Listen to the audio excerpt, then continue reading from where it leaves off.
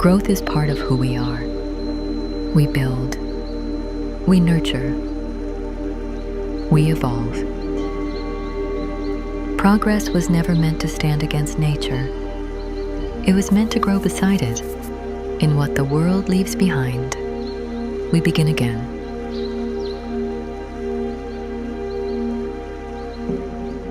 Not everything asks to be seen,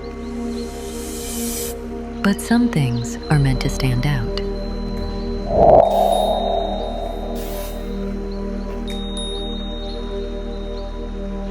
Made without taking more trees.